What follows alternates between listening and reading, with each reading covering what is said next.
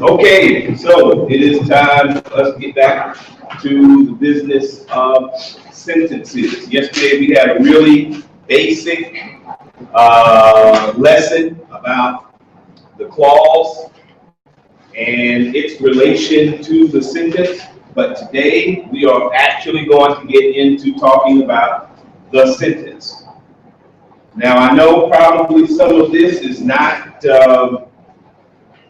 new information, but as I said before, reviewing this information, clarifying what we know is very important, and obviously one of the reasons why we are here. A sentence is a group of organized words that contain a subject and verb relationship and expresses a complete thought.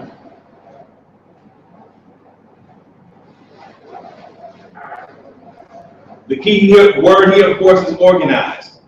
How those words are organized in this sentence is extremely important, and that is the whole premise behind how you are tested on your understanding of the written English language. Because obviously, if we organize the words in the sentence incorrectly, the meaning will be tremendously affected. So we're supposed to know when the organization in the sentence is not right.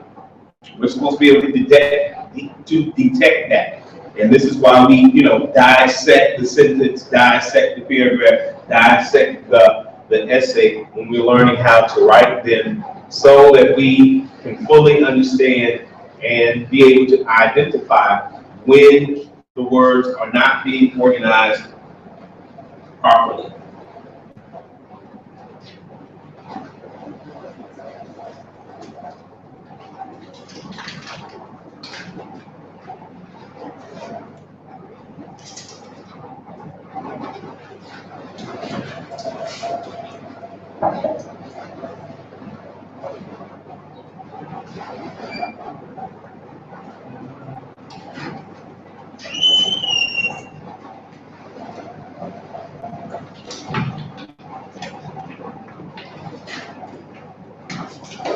Okay. All right. The simple sentence. Okay, so we're talking about the types of sentences, and yesterday we said that there are 4 types of sentences. So today we're going to begin with the first type. We're going to go over all of the types right now. Let's begin with the first one. I know you know this one, the simple sentence. If there's a type that you know this one. You've been writing simple sentences for a long time, and you understand the construction of a simple sentence. I do not doubt that. It contains one independent clause. And when we revert back or refer back to the definition of the clause, we know that that means that it has a subject-verb relationship. And of course, it being an independent clause, it also expresses a complete thought. So yesterday we mentioned that an independent clause, you can add a full stop at the end, and you will, effectively have a simple sentence. So the independent clause and the simple sentence are essentially the same thing. So if you understand the clause, then you understand essentially the sentence. So let's look at this. And it doesn't matter how short or long. And we proved that yesterday with the glaciers sentence. Remember that? Remember that? Glaciers, the result. It was like a 2-word independent clause. So simple sentences, independent clauses can be short or long. It doesn't matter. Let's look at this simple sentence consisting of one independent clause. Toni Morrison won the 1993 Nobel Prize. We have everything that we're supposed to have in this sentence. We have our subject, we have our verb, and of course they are, in relation to each other. And thus we have our independent clause. We put a full stop at the end of this clause because we're not going to add any more clauses. So thus we created a simple sentence.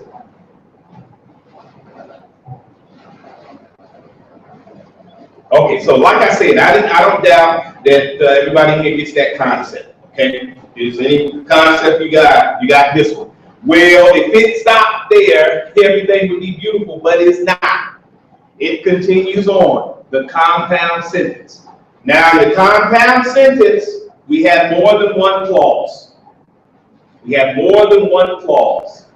And more specifically, we have more than one independent clause.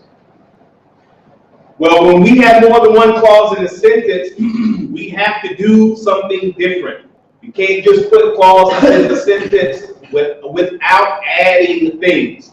Okay, now in a compound sentence, we have two independent clauses, or essentially two simple sentences, and we combine them together with, and the easiest way to remember one of the ways that we can combine independent clauses to make a compound sentence is this acronym here called the fanboys. Each word in an acronym, each letter in the acronym represents a word, and this acronym is no different. Fanboys, for, and, nor, but, or, yet, so. So we know this. I mean, I kind of still feel like we're in the really basic information because the compound sentence, after the simple sentence, is the easiest, I think, the easiest one to understand. And if we are faced with a compound sentence that's constructed or combined using the fanboys, then we can consider that the easiest of the compound sentences to understand. However, it doesn't stop there. They created other ways to combine independent clauses to make compound sentences. And this is where it starts to get a little difficult here. One of the ways that they have created to combine independent clauses is the use of correlative conjunctions. Now these correlative conjunctions, this is not the entire list. There's a longer list, and I would advise you to familiarize yourself with a longer list. But in my opinion, these are the most important, and I think the most used as far as what we see on the SAT. Now, with a correlative conjunction, you have to understand that both parts has to be in the sentence. If they are combining independent clauses, they both have to be there. If they are not both there, immediately your brain should detect a problem. And both and, not only, but also either or and either nor, whether or not, so much as, and there are some more. I suggest you learn the longer list. Memorize it, I mean, if you like, but at least learn it. But the short list, these are like the ones you just not even thinking about it. When you see it, or when you see the two not together properly, like for instance, there's a not only, but in the next part, there's just an also. Immediately you're supposed to detect, oh, that's a correlative conjunction. It's connected independent clauses, but they didn't put the complete correlative conjunction there. So that must be the problem. And usually it is. It's a very, very often tested grammar issue right here. Okay, so let's move on. Another way that they have created for us to connect independent clauses is the punctuation marks. And I talked about them yesterday.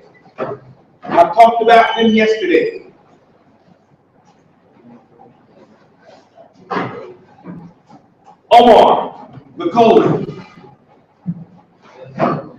I could have asked, and Omar told me, you're not supposed to be here today. You're not getting any credit this time today. So I'm just letting you know that, man. You're sitting there. Go ahead.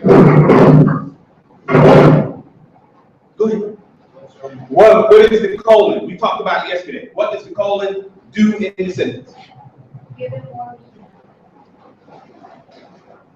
Oh, yeah, you're right. You're right. But you know what? She's right, but she didn't say the whole thing. Because actually, all three of them do that. Give more meaning. But each one of them has a specific job, and that's what you're tested on. If you know which specific job each one has. Colon. Maybe it's a runner. No. So, okay, so let's take a short pause here. It is essential for you to study the notes of the previous lesson, preferably the night before the next lesson, so that you can be prepared, because this information will be building on to each other. If you don't study the night, like for instance, if you didn't study last night, then today you are not going to understand the material as well as you would have. And I'm going to put it like that. Not saying you won't understand what we talked about, but you won't understand as well as you would have, and you won't be building upon the knowledge that you already have. This is really important, because although we weren't talking about sentence type yesterday, we did go over the punctuation marks here.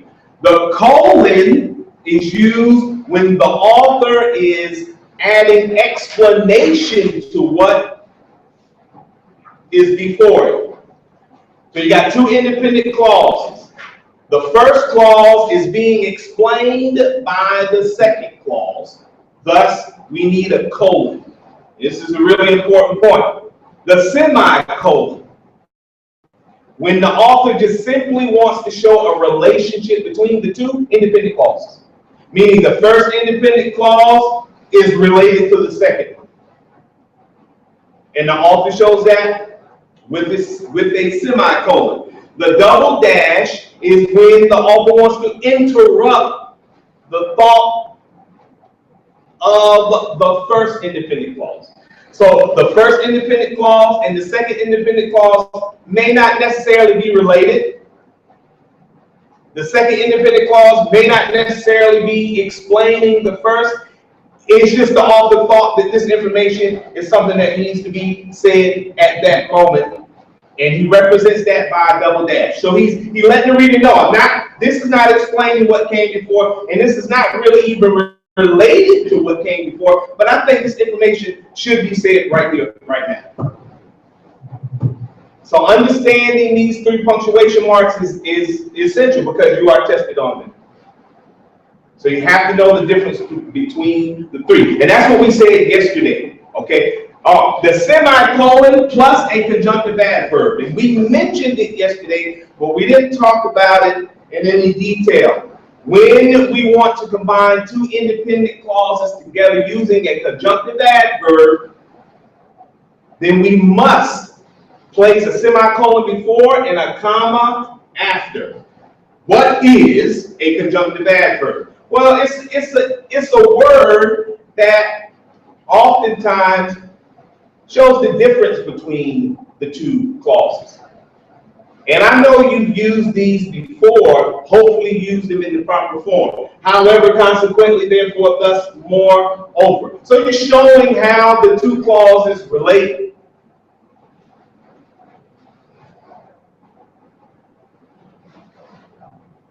And I want to make a point here, because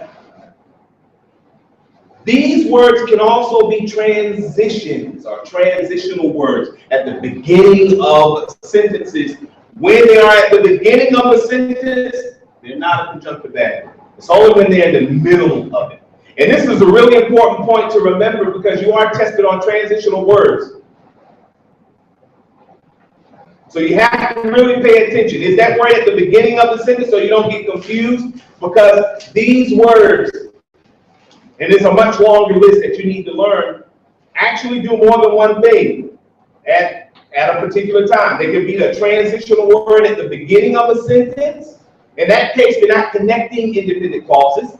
If they're in the middle of the sentence, they're probably connecting independent clauses. So you might see them at the beginning of the sentence with just a comma. They're being used as a transitional word. But then you might see it in the middle of the sentence with just two commas. You need to determine, is it connected to independent clauses? Because if it is, then that's a problem, because there should be a semicolon and a comma. This is going to take a little bit of focus here. A little bit of focus. You are tested on the new SAT on transitional words. So they're going to be trying to see if you know the difference between when however is used as a transitional word or when however is used as a conjunctive adverb to connect to independent clauses. They're going to be testing you on that. So you need to make yourself aware of that. And that goes for the rest of the conjunctive adverb. The compound sentence. Now let's look at some and let's, get an idea of how some of these combinations or ways to combine is used. Okay, Jill stayed home, but Sarah went to the mall. Okay, so here we know we got one of the fanboys here, obviously, and it meets all the requirements because the fanboys, in addition to using the fanboys to connect to independent clauses, you must also have the comma before it. And some students make a mistake and put the comma after the fanboy. Just, remember that you're not supposed to do that. Okay, so the next one, of course, here we have our correlative conjunction. Not only did Jill stay home, but also she slept all day. Now, as we said before, when you're using a correlative conjunction, you must make sure to use both parts. Both parts are necessary. If you come in a situation where you see half of a part and a whole part, then there's a problem. Next up, and Miss Angie. Yes. How are they combining the two independent clauses here?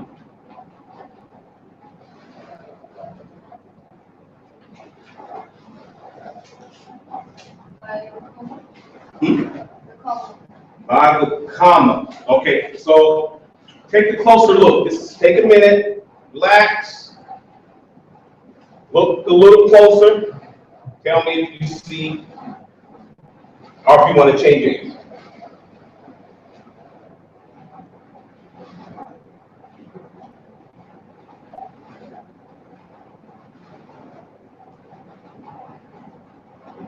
In that third sentence, how is the author connecting the two independent clauses? The semicolon. Whoa. You took it away from her. We were still talking. She said the comma, she meant the semicolon. Yeah, that's why I was trying to get her I was trying to get her to come to that conclusion. But thank you for that. But now here's the question. Why the semicolon here? Yeah, we know that. We got that part. Okay, so we know the author is using the semicolon to connect, but we want to know why the semicolon here.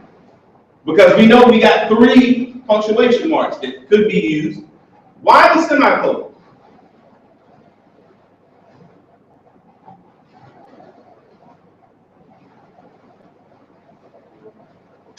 Let me ask it another way. What if the author used a colon?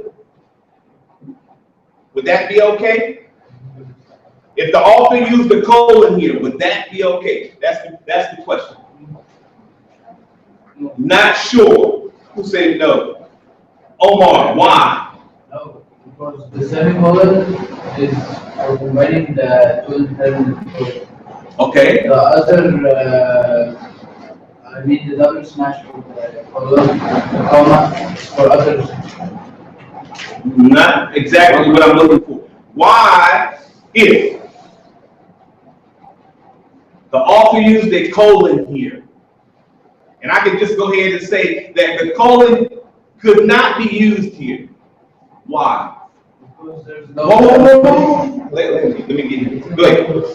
Go ahead.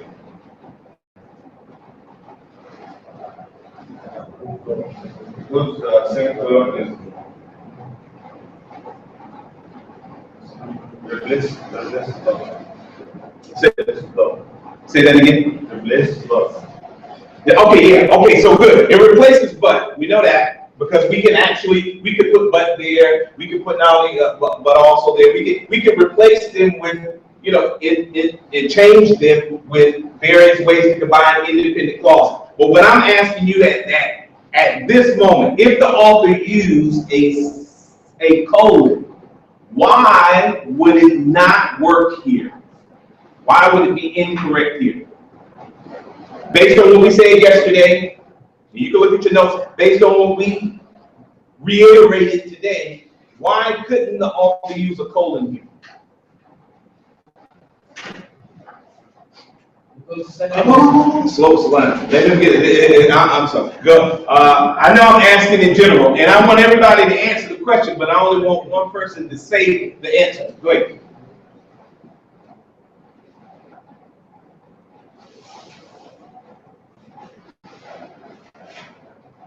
Okay. Angie. I mean, this was originally your sentence, so I'm changing it up a little bit. If the author had a colon there, why wouldn't it work? Why would it be incorrect?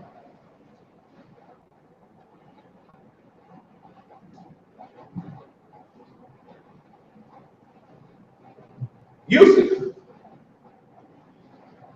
I mean, and the reason I'm calling on you is because you should know the answer to this also, because this is something we discussed yesterday. So why couldn't we use a colon here?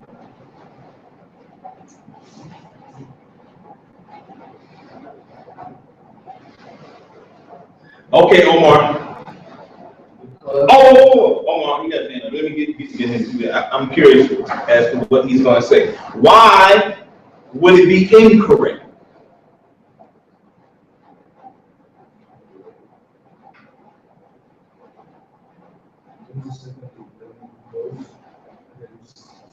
No. I mean, okay. Instead of reading what you have there, read it to yourself and then answer the question using the information you have in your notebook. And just tell us, why would it not be correct to use a colon here?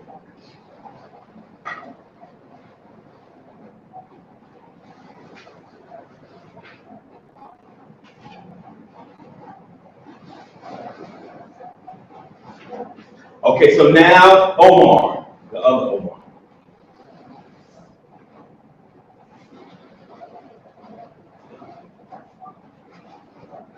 Okay, I'm not trying to put you on the spot. I thought actually you wanted to answer that question. Okay, no problem. Okay, so here, listen very carefully. Let's take another pause.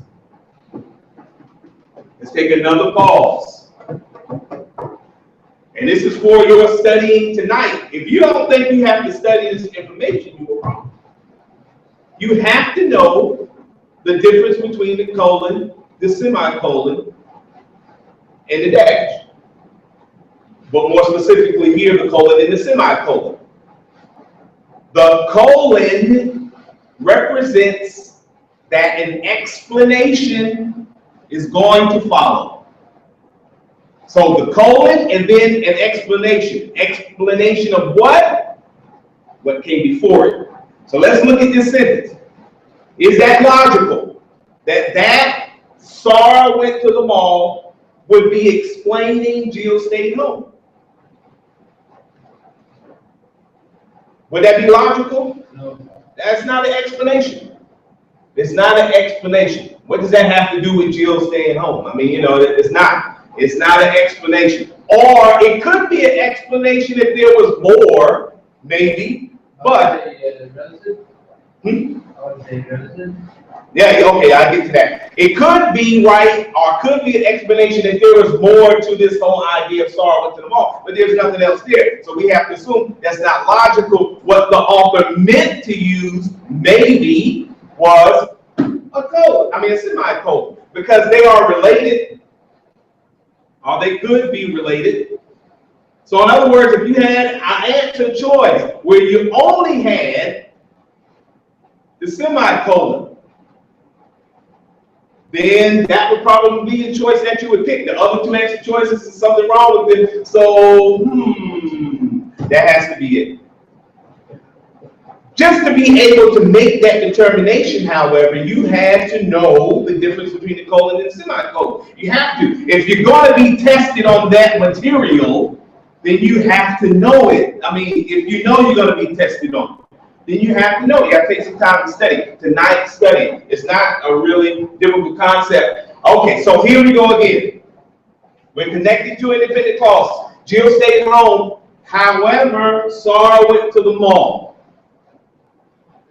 Why the semicolon here, Miss Angie?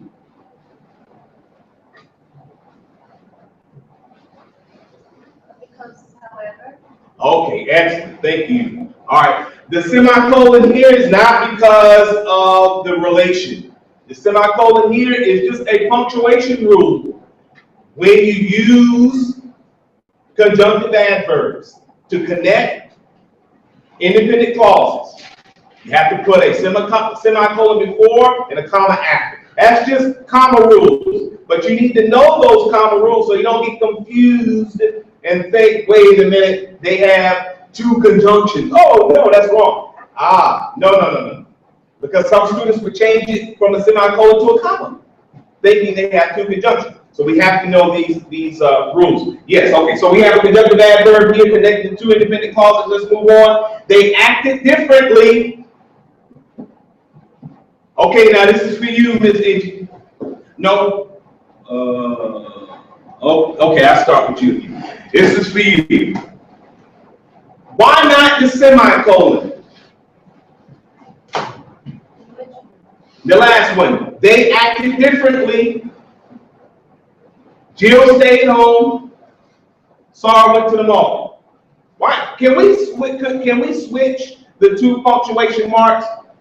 Take the semicolon and put it where the colon is, and take the colon and put it where the semicolon is. Can we do that and still have a sound sentence? Why not? Tell us why. I don't want you to be confused though. Think about it though. Think about it. So what I'm asking you to do, because I don't want you to be like confused with what I'm asking. Let's do this. Let's take the semicolon and put it here, and let's take the colon and put it there. That's what I'm asking. Would we still have a sound sentence? No. In. I come to you, I come to you when I finish with you. Go ahead.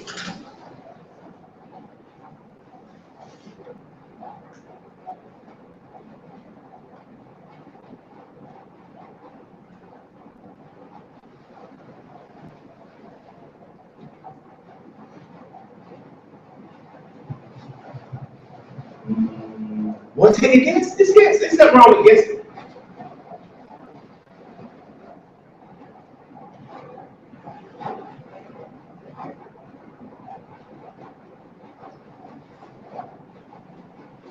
Omar.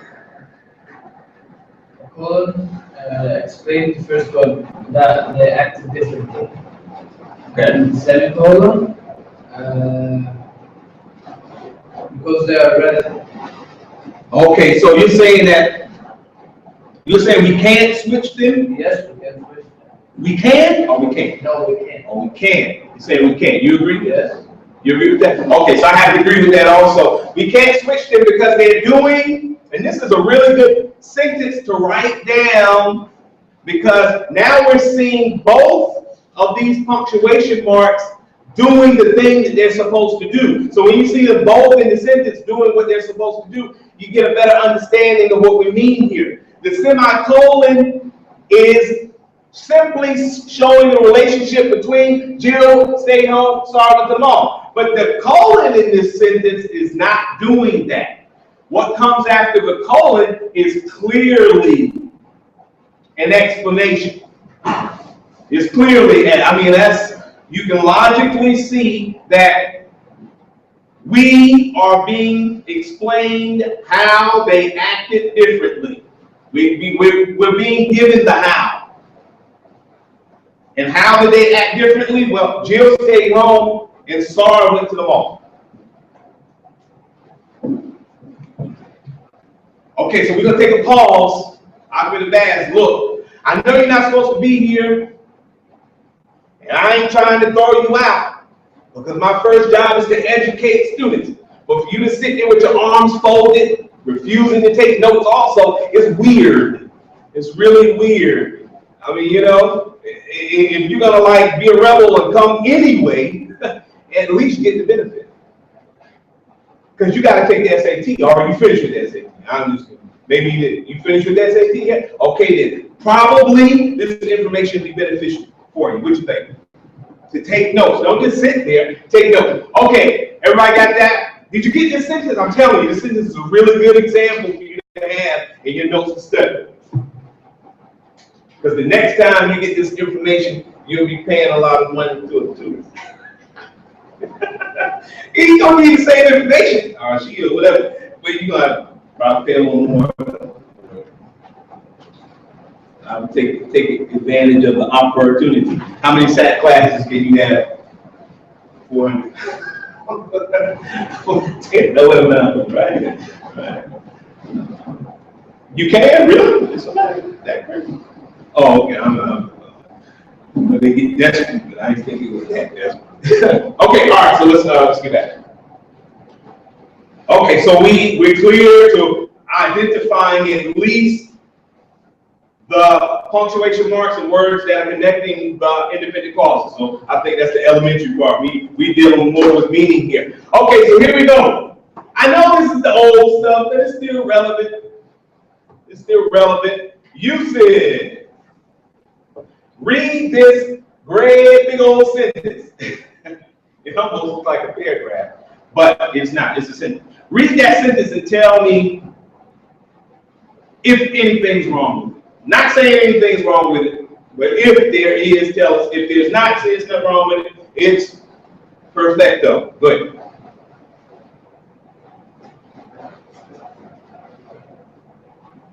Now let Yusuf, don't say anything. Let Yusuf benefit from whatever he concludes. Because I know you guys are professionals. And he hadn't gotten here yet. Go ahead. Go ahead, Yusuf. Should put a comma. Okay, so where should we put a comma? Before and. All right. Okay, so I like the way you reason that because you know you're using something that you learned, and I like that. Because you know before the and there should be a comma. Yes? Yeah, okay. So I mean, you know, so then everyone should put their hands down because you're not going to disagree with him, right? Oh, you do disagree. Okay, go ahead, Omar. Not only but also. So point it out. Read the sentence and point it out. The landscape artist who designed it. And also should be but also. Okay, so you say they got, but not only the landscape artist who designed in New York City, Central Park, believing to provide design and scenic settings accessible to all, with not only, you say that's okay, right? Obviously. Benefit the public's physical and mental health. Oh, but also. Oh. Why, but also? What kind of, but just tell us why, but also.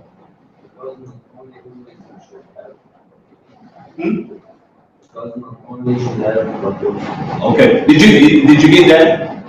Now look, without even knowing whether or not it's connecting the independent clause or independent clauses. This is a general rule because I said the correlative conjunctions not only apply to sentence structure, they also apply to comparatives, comparing things. So but here's the point. The rule is that if you got not only, you should have but also. So immediately when you see that, it should trigger something in your brain. So study that very short list. Let's do this again. I know it's all stuff, but that's okay. We can still use it. Omar Salah. The first one. And we're not really interested in the answer here. We just want to know if anything is wrong with the sentence. Can you read it? You can read it, you can see it? Okay. Let me just read, just in case anybody here can't read it. My grandson thinks he can cook better than any other person at the fair. Colon. and he has the blue ribbons to prove it. That is a colon, if you can't see it. Colon, and he has the blue ribbons to prove it. Anything wrong with that sentence? Huh? The colon is the problem? You can tell us why.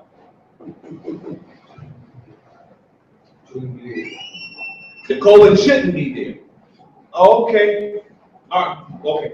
We're gonna replace it with something, or just take the colon out. Just take the colon out, maybe. Okay. Just take huh?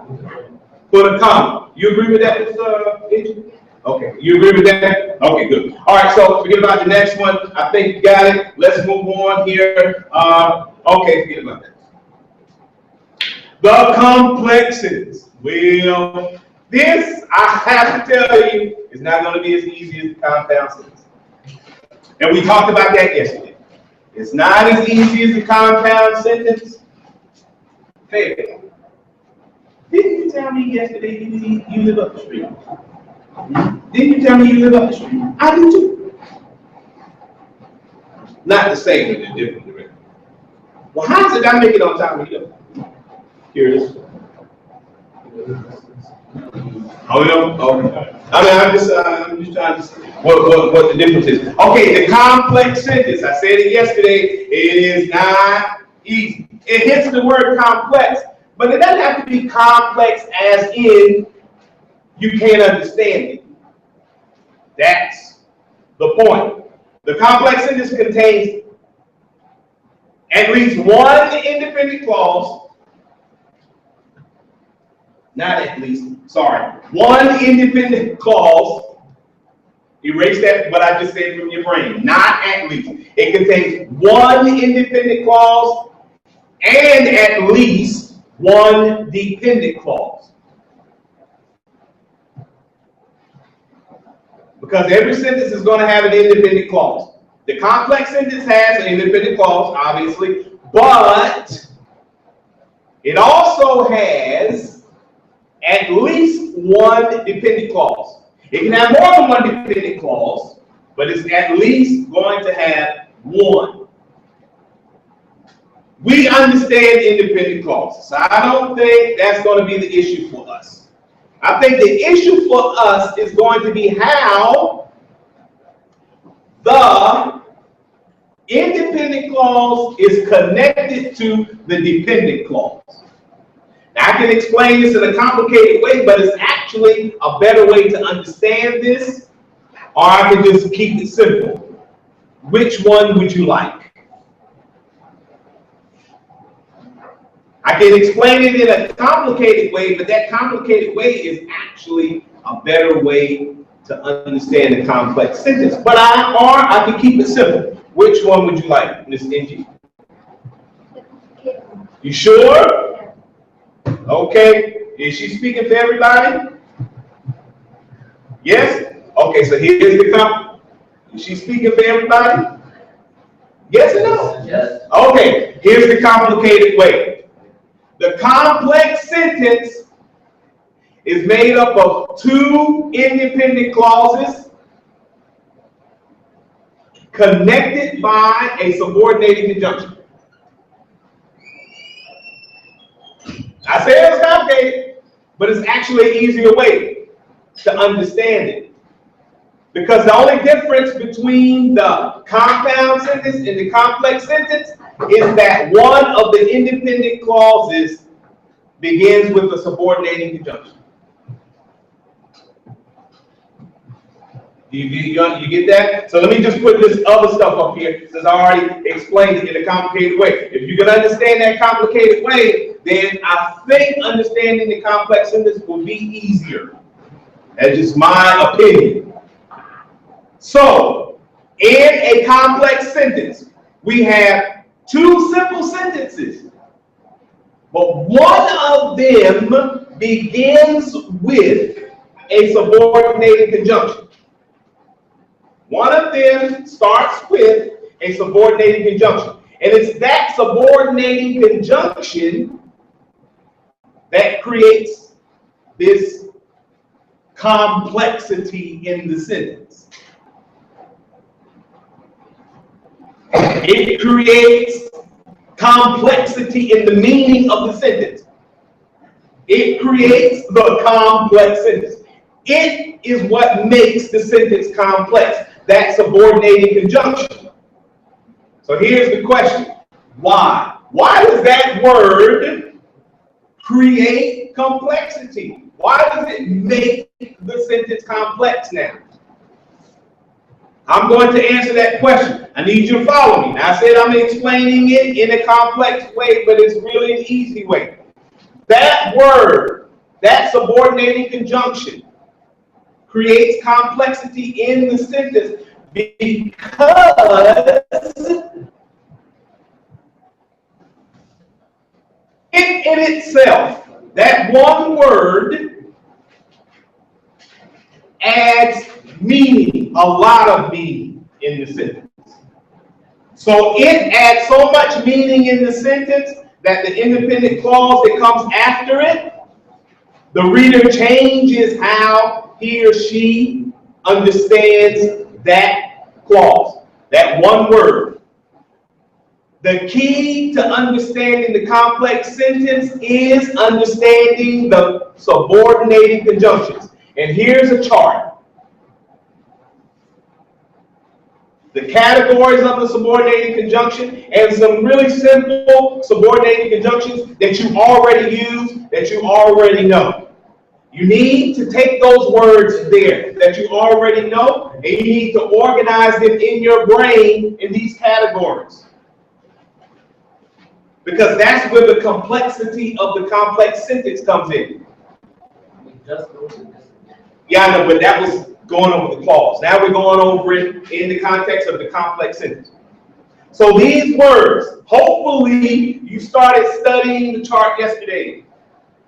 The categories and being able in your mind to place some of these subordinating conjunctions in their proper categories. That is the beginning of understanding the complexity of the complex sentence and making it essentially not complex but easy. So that you definitely want to get, not only for being able to identify a problem in the sentence, but also being able to improve the sentences you write. Because it's impossible for you to write a complex sentence without using these, obviously. And even if you're not even conscious that you're writing a complex sentence, it's impossible to write without these and express anything. You have to use these. Not only writing, but also talking, you use these words. When you talk, hopefully, a lot of you outside of class speak English. Oh, I saw your brother last night. I just thought about that. I saw your brother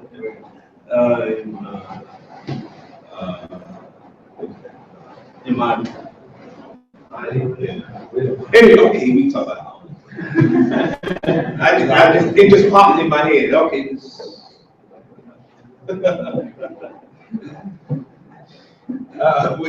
I give you the whole rundown. Okay, all right. At first, it's funny because at first I thought it was you. Really, y'all starting to look like twins. Okay, all right. At any rate, study the chart. Study the chart. Study the chart so that the complexity of the complex system will not be. Okay, so now we know that we use these words to combine, and I'm explaining it in the complex way. We're using these words to combine two independent clauses to create a complex sentence. So let's look at some examples. Okay, so here we go. Oh, I'm sorry. Relative pronouns. Can't forget about them. We have to separate them from everything else because they also create a complex sentence, and they are the that, the which, and the who. Now, while I'm talking about these relative pronouns, I have to mention a very popular punctuation rule that is tested on SAT. You see it all the time. Somebody beat me to what it is. Tell me what it is. What I'm gonna say before I even say it. I'm talking about the professional SAT. When dealing with relative pronouns, there is a punctuation rule that you just must know. You have to know it. It's simple, but you have to know it. Because it is actually not only a punctuation rule, but it's actually also an exception when writing complex sentences. I thought it'd be easy. The word which should always be preceded by a comma before it, when it's in the middle of the sentence. That's always. That's an exception to the rule that I think we're about to go over right now after this. But that's just, and the reason I'm mentioning it out of context is because that's just one of those rules that you just have it in your head. You know, you just have to have that punctuation rule in your head because they've been testing that since the last. They didn't call it a punctuation rule, they call it sentence structure error. But the point is that you got to have a comma before which, period. It's not a choice. It's like that's how it is. Because which always represents non-essential information, no matter where it is and what it is doing. This is why. That and whom, not always. But which always non-essential information, information that is not needed in the sentence. This is why you will always see the correct usage of which on SAT, a comma before it. So keep that in mind. That's just one of those little tidbits that you should. Okay, so you should know. After the town was evacuated, the hurricane began. So now I want to mention the comma rule for complex sentences. I have to yell it. And why do I have to yell it? Because I don't care. It could be 10, it could be 11, it could be 12. If I give a sentence writing assignment, it never fails. Students always use the comma incorrectly. I don't know what it is. I can mention it. I can make a video about it. I can remind it. I can do anything, but I don't know what it is about this comma and complex sentence. Some students just never get it. Maybe it's easy for me. I don't know. But is this difficult to understand? This concept, Miss Inge. Here's the concept.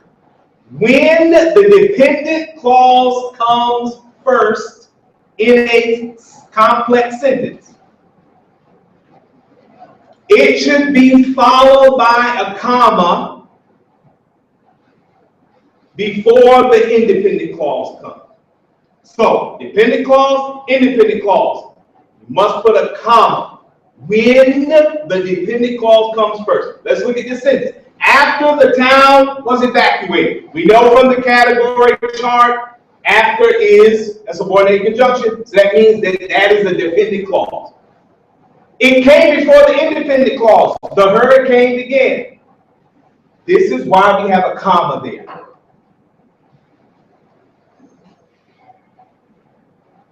Raise your hand if you don't get that. Okay. All right. Okay. I'm going to search my brain for another way.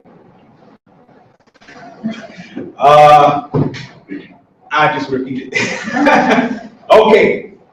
Complex sentence. 2 clauses. Yes? We got that part. Okay, good. All right. In a complex sentence, we have 1 independent clause. Yes? And at least 1 dependent clause. This is the definition of a complex sentence. Yes? Okay, so we got that. All right. In this sentence, we have that definition. 2 clauses. One of them is dependent. Which one is dependent? The first one is dependent. Okay, so how do we know that, Ms. Now? Excellent. That's what I'm talking about. So, half the battle gone. When the dependent clause is first in the sentence, okay? In this sentence is first, right? Okay. You have to put a comma at the end of that clause. You got that? Okay. You got that? That's why we got comma. Now here's the thing though. The thing is you have to be able to identify the independent clause and the dependent clause. But I think you got that because you just pointed it out to me, right? So that's the only thing you just have to be able to do in order to know where to put the comma. Because you know you have to put a comma after the dependent clause. But then the question is, where does the dependent clause end? Well, it ends where the independent clause begins. So the little thing you have to know is how to identify independent clauses and dependent clauses. But I think you got that. Let's look at another sentence here. The hurricane began after the town evacuated. Now, here's the second rule, the second part of that comma rule. If the dependent clause comes after the independent clause, no comma. You got that? Let's write it down. Come on, come on. You know you ain't gonna remember this when you leave it. When the dependent clause comes after the independent clause, no comma.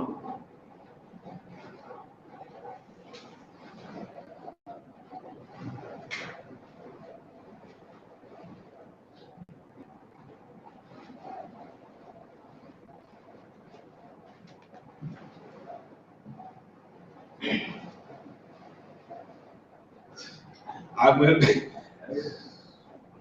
know.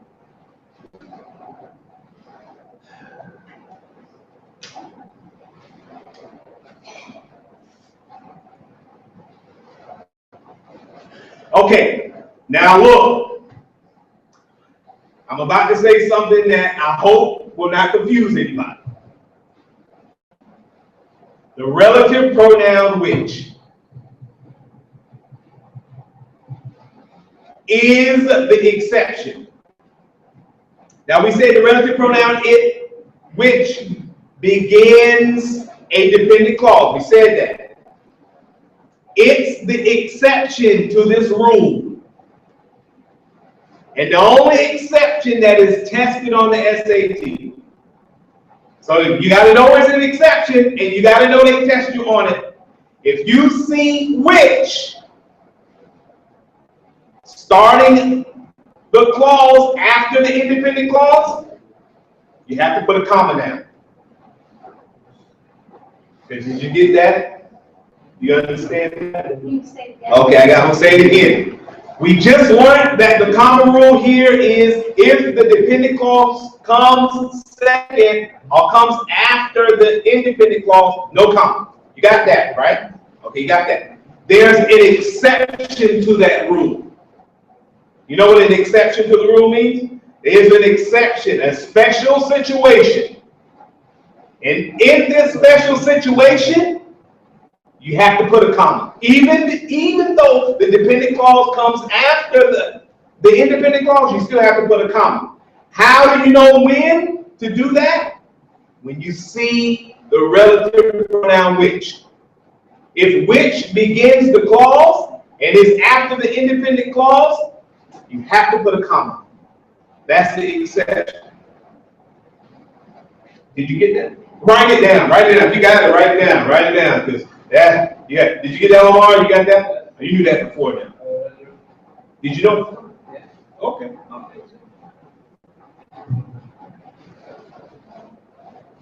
I mean, you know, you can't get any more related to the SAT than that. And if you ain't even gonna try to bother learning that one, then you know, I mean, that's just like, you know, that's just like common. Well, you'll get it though, but it'll be in another class. I mean, you're gonna get it. I mean, you know, you'll eventually get it. I don't doubt that, but I just wish it would be now and not later.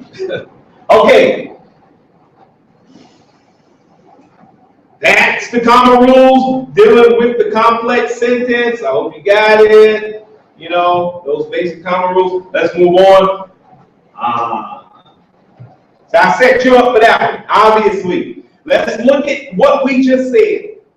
Officials watched the town, which was in danger of total destruction. Now, we see that the dependent clause came after the independent clause, and we broke the rule. We didn't break the rule. It's just an exception to the rule, and that is we put a comma before which. Yes. Yes, that is the exception. You see it now. See it in action, I guess. And everybody sees. And the commas here before which. Yes. Not here before the dependent comes before the independent. Say that again. Okay. First sentence. Yes. Without comma because there's after. Yes. The first one is the subordinate clause. Yes. The subordinate clause. Yes. The last one. Yes. The comma isn't for the subordinate clause. Yes. It's for which. Yes. Good. Did you hear what you said? I like how you put that. The comma here is not because of the position of the clause. It's because of the word which. That's another way to look at it. So, and this is why I said it before we even got here. When you see which, think there should be a comma before it, automatically. And, you know, just to be safe. And then that will probably put you a little ahead of the game. And when you're trying to, you know, save a couple of seconds, it's always good to have those little things. Okay, so town officials who were very concerned watched the storm. Now, I purposely colored this sentence wrong. I purposely colored this sentence wrong, trying to confuse you a little bit, because yesterday we talked about some things that apply here. And I'm going to leave it at that. Studying, let's see who studied. Let's see who studied.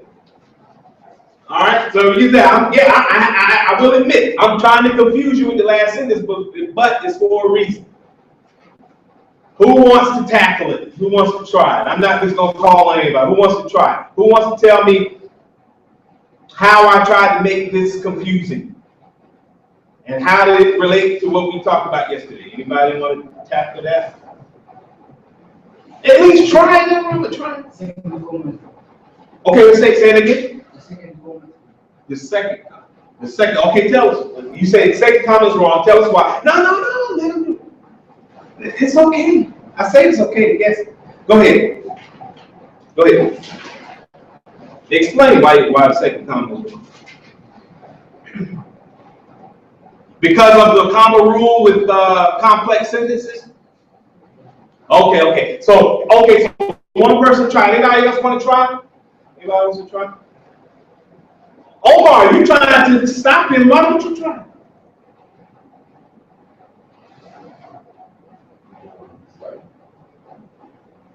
Okay, anybody else? Okay, so yesterday we talked about it. Oh no, go ahead, yes. Some officials, which were very concerned, Okay, so tell me, because I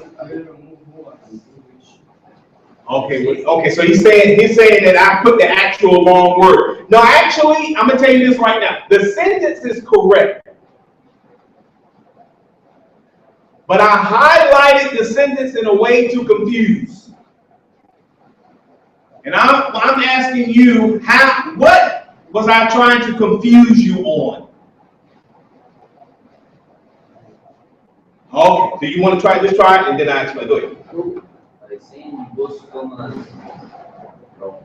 Both commas is wrong. Okay, so yesterday we talked about essential and non-essential phrases and clauses. And we said that the comma rule for non-essential phrases and clauses is that you have to put commas around them when they are in the middle of the sentence. The non-essential clause here is who were very concerned. It's non-essential, so that's why we have commas around it. I tried to confuse you by highlighting the rest of the sentence, but the rest of the sentence, watch the storm, actually goes with town officials, because town officials watch the storm is the independent clause. So in this sentence, we have the dependent clause inside the independent clause, and that clause is non-essential, meaning not needed in the sentence. That's why we have the commas. So in essence, the commas here are not being regulated by the complex sentence comma rules. I know that was hard. I know that was difficult. So here's my advice, because we're going to stop here. Here is my advice. Study the notes. We're going to continue tomorrow in this very spot. Study your notes, so when you come in tomorrow, it'll be a little easier for you to understand